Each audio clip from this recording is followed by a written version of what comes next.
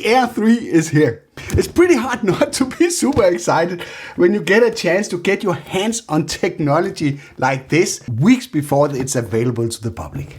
And man, I gotta tell you, just by looking at the box, you are in for a treat.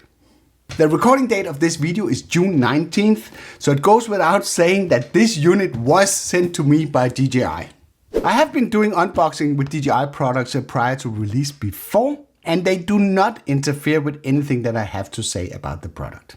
But still, for full transparency, it's important that you know, and I will not put up a big sales pitch to convince you to try and buy the drone, but I will mainly show you what you're getting in the box and all the features that you're getting access to. Maybe they will not all be included in this video, but all several videos, and then you can make up your mind by yourself. Also, I do not know the pricing of the Air 3 when recording this video. I know many of you have been looking forward to this because you might already own the DJI Mini 3 Pro, which is a blessing in terms of laws and regulations when flying in the city. But the next step, if you want to improve your video game, is actually to step up to the Mavic 3 Classic that you have there. That is still a C1 classified drone that will be allowed to be flown inside the city. But that's quite a heavy investment, and it's also quite a huge drone. So many of you have been asking what will happen to the Air 2S. Would that eventually get a C1 labeling? And for that I can say probably not, but DJI has decided as a replacement to introduce the DJI Air 3, which is C1 certified. So let's dive into the box and get that verified and take a closer look at the new updated remote, as well as a major camera update for such a small drone. This version is the Fly More combo that includes the DJI RC2, as well as a bag and some of the other accessories that we know from the Fly More kits. But let's take a closer look at that. Let's remove the seal that ensures that this is a brand new product. I didn't do a very good job with that one, but I have a knife here. Ooh, there's a new bag. It's more like the Mavic 3 than it is like the Mavic 2. So just pull that one up and put the box away. So this looks like a nice bag. Let's see how well it holds up when we start using it. It has this nice strap on the back where you can slide in your luggage handle on your suitcase. It'll make it very easy for you to bring it along. So we start by pulling down here to open the bag here, so we get access to all the nice stuff that we have in here. So let's take a closer look. There's an accessory bag. There is the drone. There is the new RC. What is that? That's a massive charging hub. And let's see, there's nothing else in here. Let's just see what the lid here contains. The usual stuff. So, some silica gel pads that will keep everything dry. See the compartments here? It's basically divided like we know from a standard DJI bag. It's just larger. Then it has this pouch here where you can put stuff. It also have like a hidden compartment behind the strap here. Ooh, there's a hidden compartment behind the luggage strap here. There you can store stuff, but it can't be zipped. So I guess it's only for paperwork and stuff like that. Let's put this one away. So where we want to start? The accessories, that's kind of boring. Let's start with the drone, because that's what you've all been waiting for. So let's just open that one. And it has the same weight and feel as the original Air 2S. Look at this. The nice Air 3 label. And there are no props mounted on the drone. Ah, that's new. There's like a new quick release system. I don't know if that's new. And it has the C1. C1! Then we can fly it in the city. It clocks in nicely at 720 grams, nicely below the 900 gram limit. Let's just try and unfold it here. And let's take a closer look here. Let's pop off the cap here. That one goes off. Very, very simple mechanism. So look at that, a 2-camera setup with a wide angle lens at the base and a 3x optical zoom lens on the top. that will definitely open up for some really huge opportunities when you are airborne. The wide angle camera has an aperture of 1.7, which will make it pretty strong in low light conditions, where the medium tele camera has an aperture of 2.8, similar to the previous Air 2S. Both cameras offers more than twice the effective pixels of the Air 2S, clocking in at 48 megapixels. Hey there, fellow creators. If you have a knack for adding those eye-catching pop-up stickers to your videos, you will be pleased to hear that you can take your creativity up a notch with the Movavi effects pack. Movavi is the sponsor of this video. Imagine this. Your video is rolling and suddenly a burst of vibrant graphic appears. This is helping to cut through the distractions and emphasize a point when something important is about to happen. Like this close call I had with the wind turbine.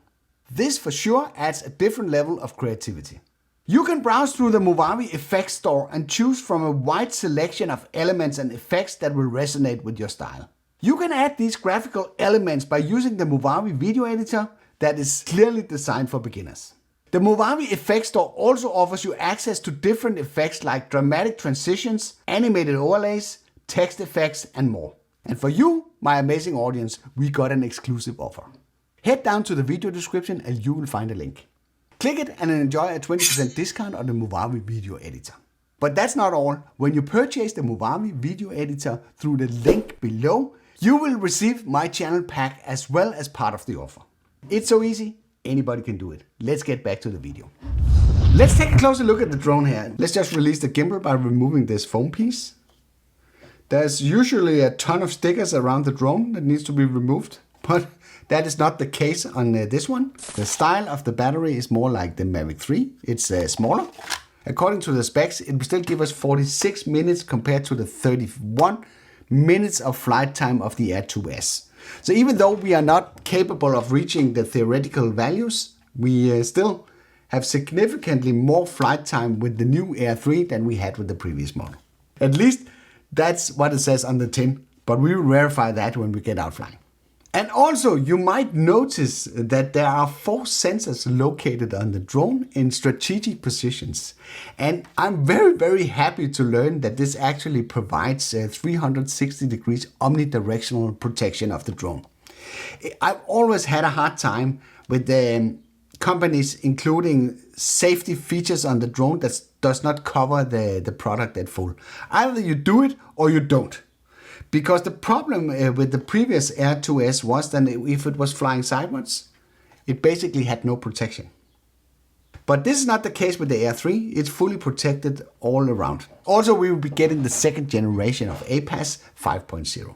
So that will be super interesting to test. Maybe I will take out my vintage sport car and do a similar test like I did with the Classic, just to see how the performance is with this one.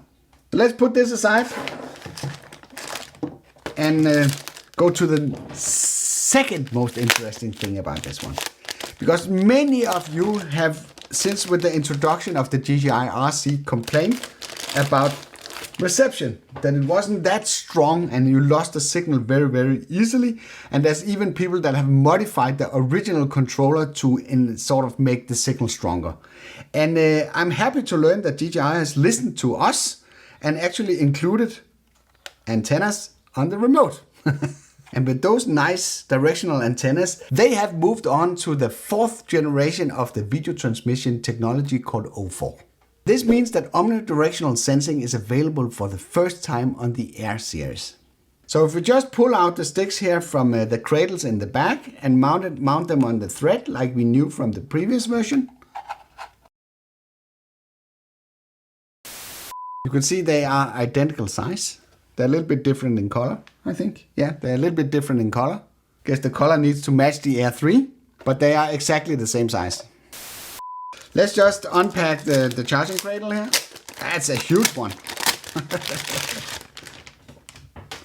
So that one is similar to the charging cradle that we know from the mini series, where you have sort of the batteries that just plug in like this. So they go in 90 degrees compared to the Mini 3 cradle. So that means that you can't really pull out the battery by using these two contacts here on the side.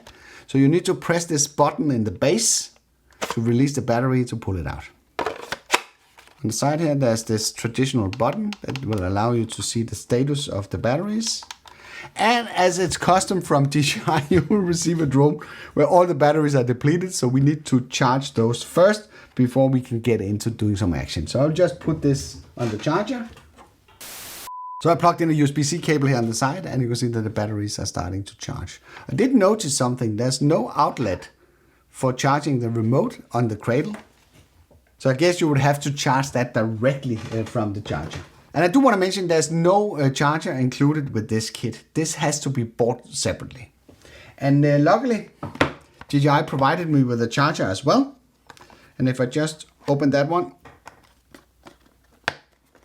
we can maybe verify if there's a way of charging the remote. So what we have here is basically a power cable. We have a USB-C to USB-C cable and then the power brick. This is a 100-watt charging brick, which is pretty powerful, and it has two USB-C outlets that will allow you to charge the cradle as well as the remote. And for that purpose, there's some extra cables here provided. Let's just put that to use, and hopefully the charging will go a little bit faster so we can get some flying done. The stats are a little bit better for the remote, that's half charged, but as I have to charge the batteries anyway, I'll put this one on the charge as well. Let's just open the accessory pouch, and hopefully there's a USB-C cable included there as well. A lot of props.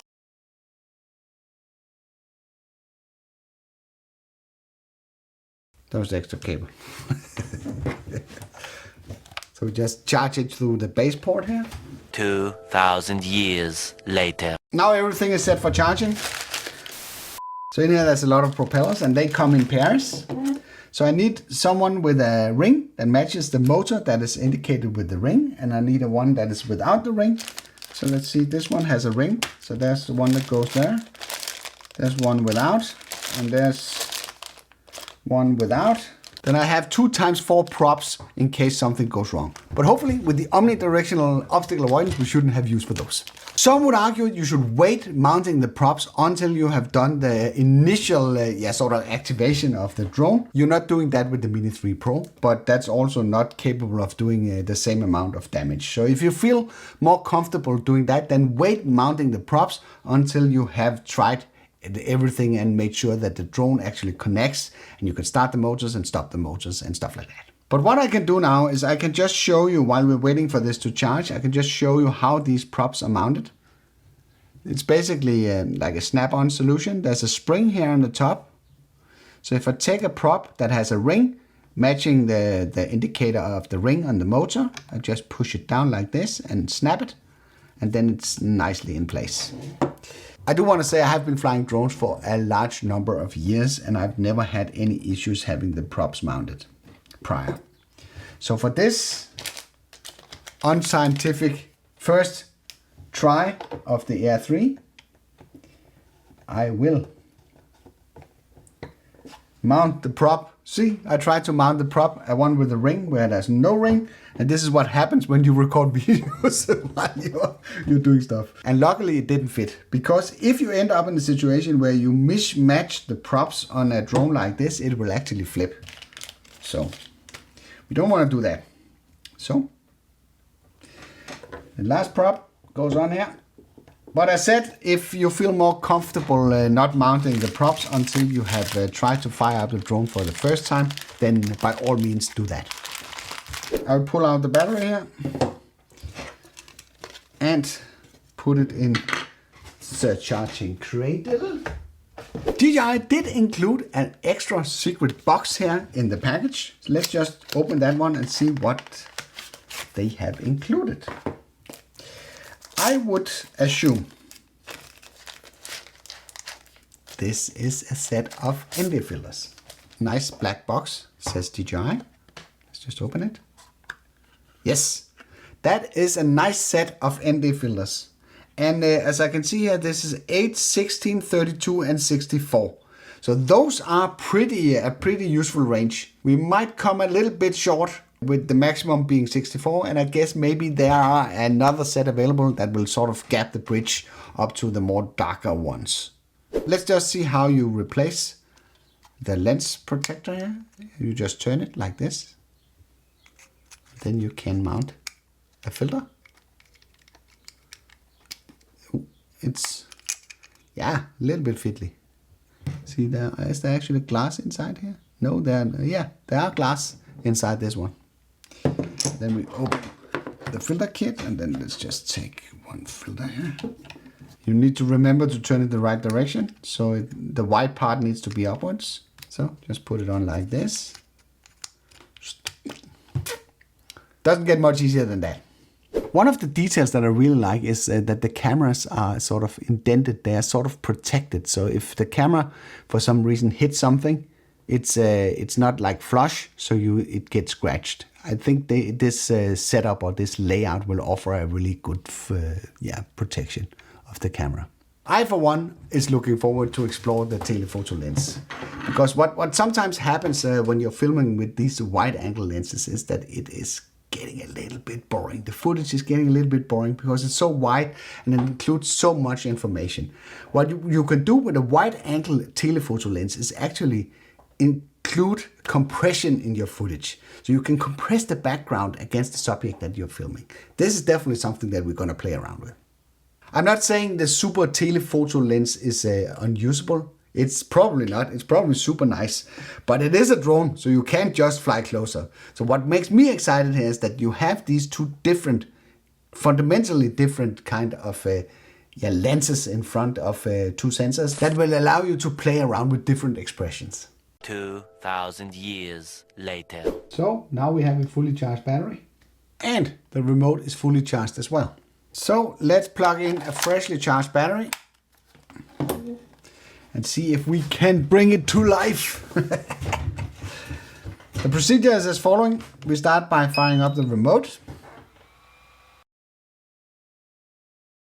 And we might as well mount a SD card in both the remote and the controller. There's this little rubber flap here in the back.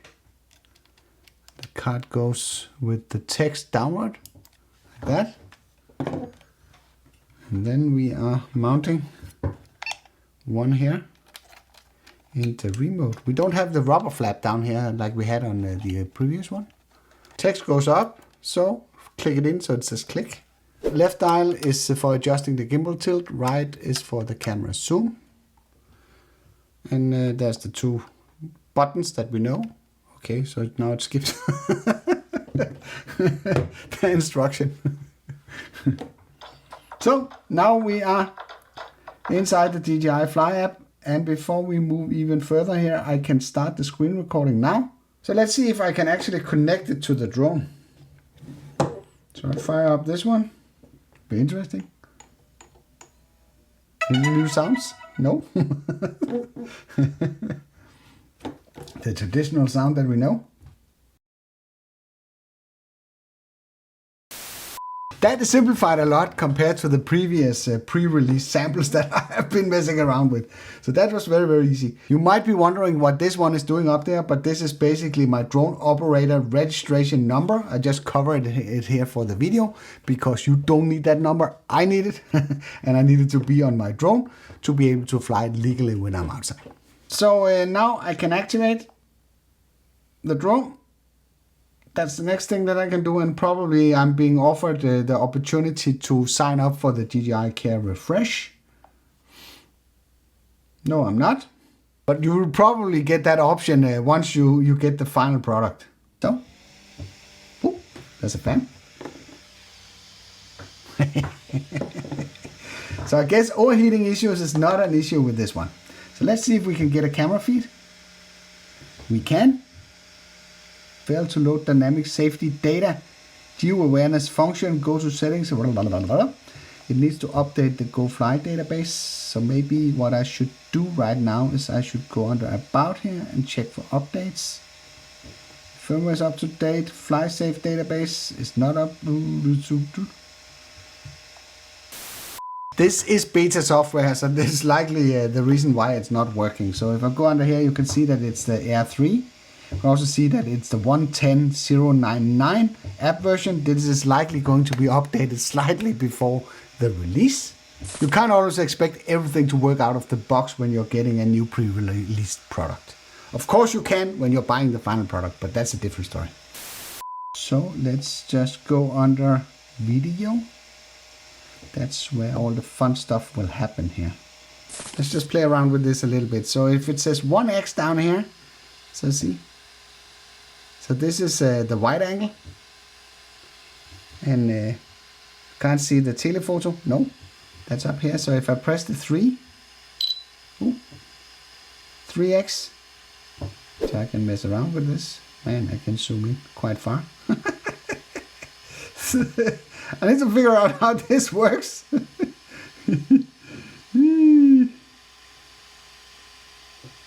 So this one can go into what? 260 millimeters, but only the 3 times is so up to here.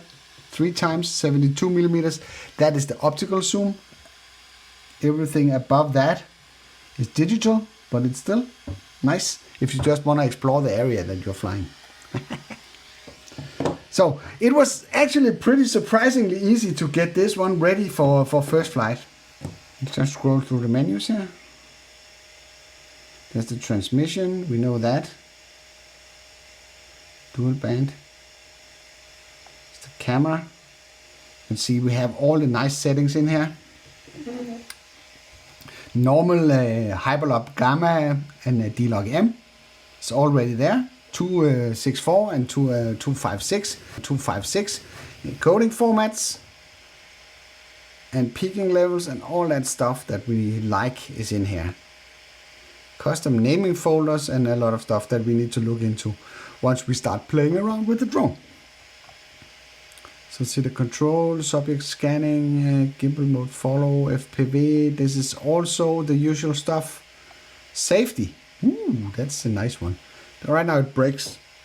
If I have to activate the APAS 5.0, I need to put it in bypass.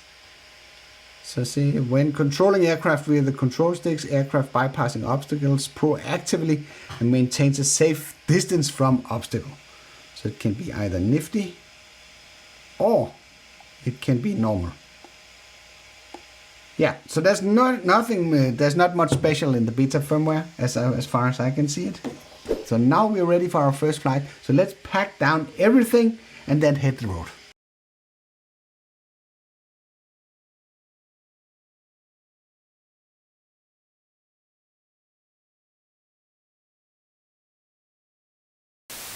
Okay, so first we'll put in the drone, and it needs to go with the camera down because there's like this foam patch. You see in the bottom, I don't know if you can see it, but there's this foam patch in the bottom where we gotta align the drone. So I just want to make sure that I turn it the right way. I would assume it goes down something like this. So I have all the props and everything protected against the back. I'm not sure. The remote goes in like this. And then we have the additional batteries here. Maybe we should switch them. So we have this one in here and we have the remote like this. Seems like a pretty fair deal. The empty filters. There's a nice pouch here that we can tuck those away. We have all the extra props and everything that we need. I'm not sure that I can store the charger here, but I guess I could if I wanted to. I could have that one in here on the back. Let's just try that for the sake of it. So I have the charger here with the 2 USB-C cables and the power. So that one could basically go, where could it go? It needs to go here. Yeah, that goes nicely in there. Then we can pack the charging cables. You don't necessarily need, with the 46 minutes of flight time on paper, that's a good chance with 3 batteries that you run out of SD card a long time before you basically have problems and needs to recharge. And then we simply secure the drone by pulling this handle below the tab here. Then we just take this one off. We have a nice bag and we are ready to go and make our first flight. Nice, yeah. We do want to take this one off the back because we don't want to look like complete idiots. Welcome to my DJI Air 3 first flight video.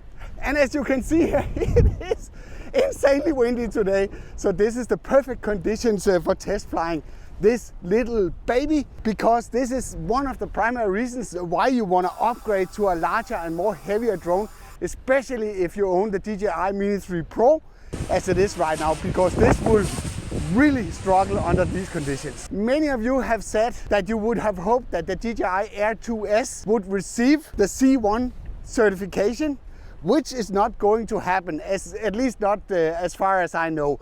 But with the release of the DJI Air 3, you now have a C1 certified drone. Let's get it airborne and I will show you some of the great stuff that you can do with it. Then we make sure that we have a freshly charged battery. Start by removing the gimbal cover. Then we unfold the drone. And because it's sunny, I think I will strap on an ND filter just to bring down the shutter speed a bit. And for this scenario, I will use the ND16. Just twist the bezel here in the front, pick out the ND16, and then make sure that the wide end of the filter is towards the top, then just twist it so it's nicely in place. When it's windy like this and the props are spinning around, you should really be careful because you can cut your hands. And because this is the first time that I fly under these conditions, I'll put the drone somewhere and unfold the props here. So I'm pretty sure that it hovers stable before we take off. Next up is the remote, the famous new second version of the smart controller with the antennas. So we just unfold those. And I'm positioned myself, not ideally for this test flight, because I actually have the wind coming from the back, but otherwise I wouldn't think that you would be able to hear me. And I'm positioned myself.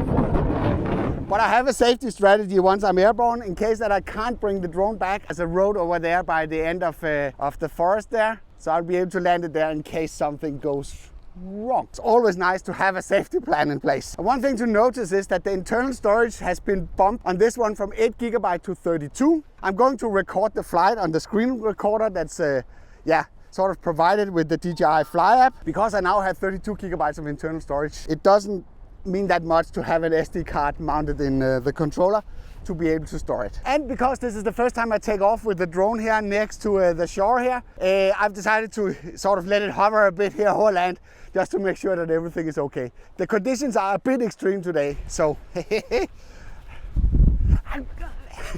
why take a chance? We don't want the first flight to turn into a last flight. Take off. The home point You is see? okay. Please check it on the map. See how much is being pushed around? So when I claim it's windy today, it's absolutely true. Let's just check how windy it is. So we have 21 miles per hour here at the 40 meters height. So let's just put it at 40 meters height. 37 miles per hour wind gust. Oh, let's just start the camera here. It's a nice flyer, man. Even though it's very, very windy down here. Zips around without any issues. I'm getting a constant error of the dynamic safety database that it can't be updated. So this is the in that we have been seeing a few times here on some of my videos. Let's just see if we can fight the way back here. Yeah, there's absolutely no problem. The drone is not stalling. We are getting the strong wind warnings, of course.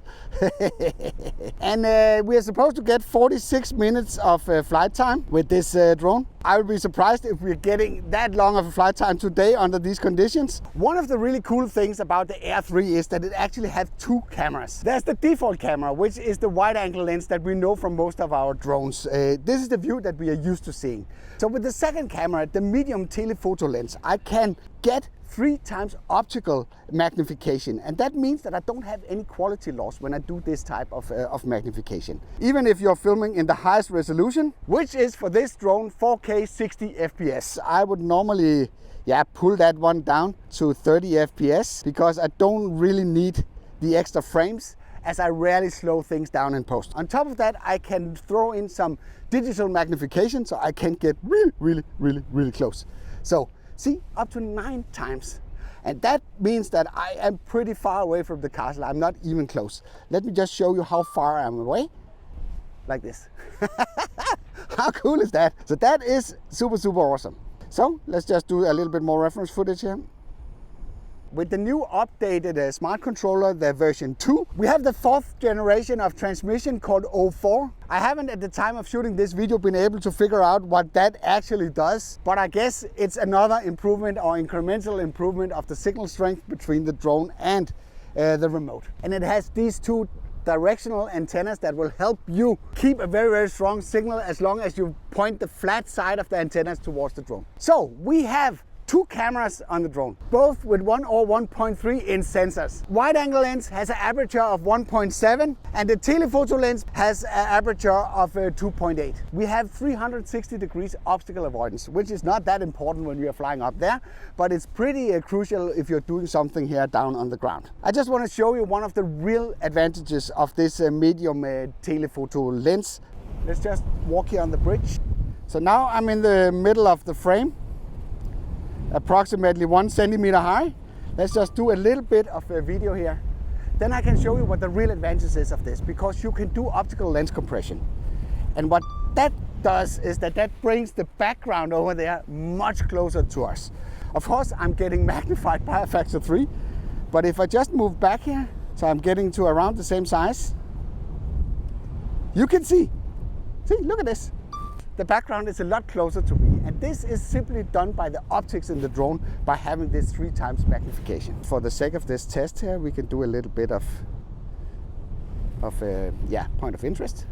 So I just compensate a little bit on the gimbal here, just move it down here. Look at this. This is awesomeness. And because we have 360 degrees optical avoidance, I don't need to worry about anything sticking up on the water that it collides with it. And let's just try and repeat it with the normal wide angle lens. So you will be able to see the difference between these with or without compression.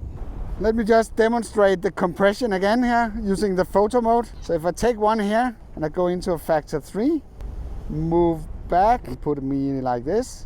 Take another one. Then I can put these 2 images side by side so you can see the difference. So how cool is that? Then we have the spotlight mode, of course, that will help us keep me in center. This is a pretty nice feature. We have that on some of the other drones as well, but I keep referring to that one because it is such a cool feature. You can simply just lock onto a subject and then you can keep flying around here. Let's just try fly this one around and it will keep me locked. Keep the camera focused at me. So.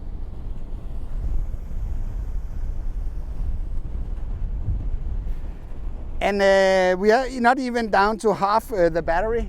We have been flying for around 13, 14 minutes. So we are not getting 46 minutes, that's for sure. But these conditions are also pretty tough. I want to show you something else that is pretty cool. And that is the way that this drone is handling shooting in vertical mode. And the way it's doing that is basically it crops in like this. So see, look at this. So it does not need to turn the camera like the Mini 3 Pro. It simply just crops in on the frame here. And I can use the factor 3 here. So it's pretty dark here, so let's just lighten it up a little bit here. Like this. So let's just try active track just for the fun of it. So we put it like this, active track, and then we want to keep it on the left side here, like this. And we press go, and we record.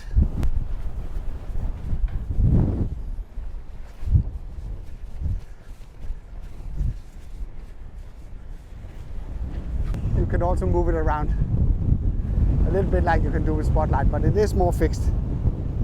So if you have paid attention to the UI, you would actually see, apart from a lot of wind warnings, that we have access to waypoints. And the way that the DJI has implemented this is actually pretty simple. You just press the C1 button for whatever it is that you want to add a waypoint, and then you say that you want to fly over here, You want to end up filming the in over here. Just position the drone here. We press C1 one more time, like this.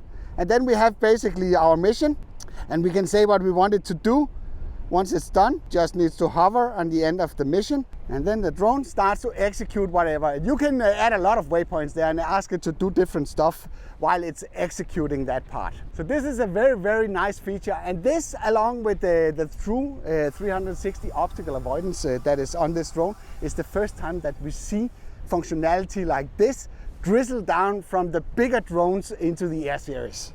So let's just do a little bit of filming here while it's doing it. Some of this is overexposed. Right now we have been flying for 22 minutes. There's been some pretty rough conditions, but it's executing the mission, and we asked it to film the in as the end point. And as you can see, there's a lot of information down here. It will take 47 seconds to complete it. It has 2 waypoints. The distance it needs to travel is 113 meters, and it completes the mission, and then it simply stops, like we asked it to do. All right, let's grab a few photos, a few reference photos. Both cameras are capable of shooting 48 megapixel photos. Let's put it in photo mode here. It's a very nice scene here. We do the AEB, so we get at least one that's overexposed, one that's underexposed, and one that's neutral exposure. We have the JPEG plus RAW. Let's just do one with that. And for the reference, let's just do one with 3 times magnification. Punch it in here, times 3, and put the in here again in the center. So we have something to compare. It's not possible to do additional zoom in the photo mode. We are not allowed to go on the other side of the harbor because that's a nature protected area. Again, the zooming capabilities is insane on this one. We can see what's in the bucket.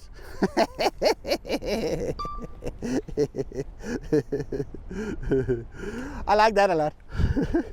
Just scrolling through the menus here, you can see there's a special night mode. There's a mode for slow motion. The slow motion is a little bit weird because that's 100 FPS and 200 FPS, and that really does not divide into the timelines that we're using if we're using 30 FPS. So that's a little bit weird. Why we maybe there will be added some more options like 120 FPS. That would be really, really nice. Despite I'm in Europe, it's using 30 frames per second to whatever it is that I'm doing. Fly over here a little bit. See the compression there? It's very, very obvious that you have compression here. Castle is a lot closer to the in than what it is in real life. DJI drones have a tendency to overexpose everything, so you need to go at least one stop down. We'll probably soon get low battery and then we will see if the drone heads back here. But at least solid 25 minutes under really rough conditions. There is the return to home, and we don't want to take any chances with this. The first flight video shouldn't turn out to be the last flight video. So you can disable the save and exit without saving. That's the waypoint mission. And that's actually one thing to be aware of, is that the default height of return to home, that is set to 100 meters when you take it out of the box. In a situation like this, it would not have been that good if the drone wasn't as strong as this one is. Because it would just stay up there. It's coming back to life. It's getting pushed around. Man, it's getting pushed around. So, look at this. What I'm saying is windy today. It is windy.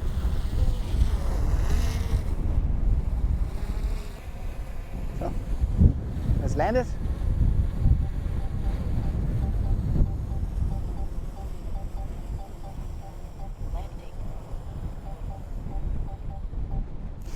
So, close to 27 minutes of flight time. It's a bit far from the 46 minutes that it was promised. So how about that? The Air 3. What do you think about this new drone from DJI? Let me know in the comments below. I hope you liked this video. If you did, then feel free to give it a like. If you didn't like it, feel free to press the dislike button twice. Thank you for watching, and I'll be seeing you around.